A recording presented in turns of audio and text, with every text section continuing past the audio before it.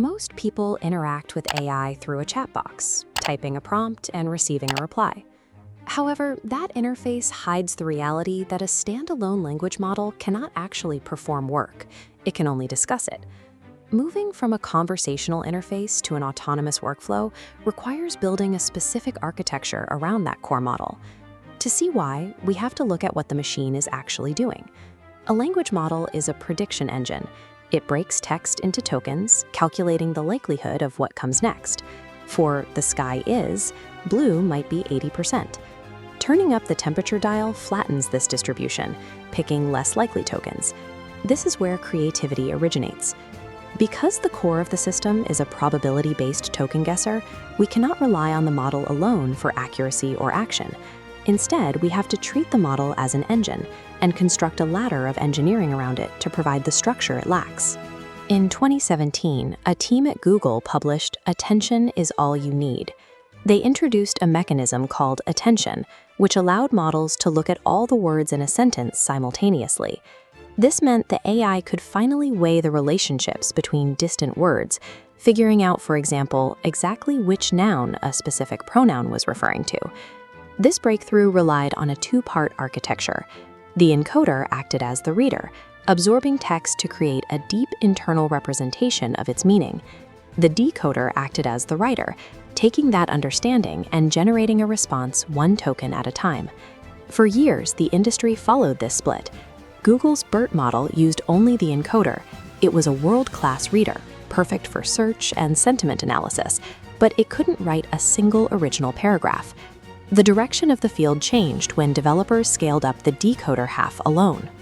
They found that if a decoder is large enough and trained on enough data, the writing side of the machine becomes so proficient that it effectively handles the reading and understanding internally. This decoder-only approach gave us the fluid chat assistants we use today. But a brain that only generates text is still isolated. To make it useful, we have to provide it with external context and senses. We can expand a model's capabilities by changing its inputs and outputs. If we feed it images or audio instead of just text, it becomes multimodal. The underlying prediction engine stays the same, but it can now see a screenshot of a software error and describe the fix. Even with these senses, the model only knows what is currently in its context window, its short-term working memory. To control its behavior, we use context engineering. We wrap your specific user prompt in a hidden system prompt, a set of persistent instructions that tells the model it is a careful assistant who must never make things up. There is a hard limit to this memory, however. A model doesn't inherently know your company's internal files or the news from 10 minutes ago. Its knowledge is frozen on the day training ended. To solve this, we use Retrieval-Augmented Generation, or RAG. The system searches an external database for relevant information and injects it directly into the context window. RAG changes the nature of the task. The AI is no longer trying to remember a fact from its training data. It is looking at a specific source document sitting right in front of it and summarizing the answer. Recently, models have evolved to process logic differently. Systems like DeepSeek use a chain of thought process, where the model generates a private internal monologue to work through a problem step by step before it ever shows you a final answer. Thinking is only half the battle. A model becomes an agent when we give it access to tools, APIs that allow it to search the live web, query a database, or execute code. This is enabled by the ReACT framework, reason plus act. As this loop shows, the agent thinks about the goal, triggers a tool, and observes the result.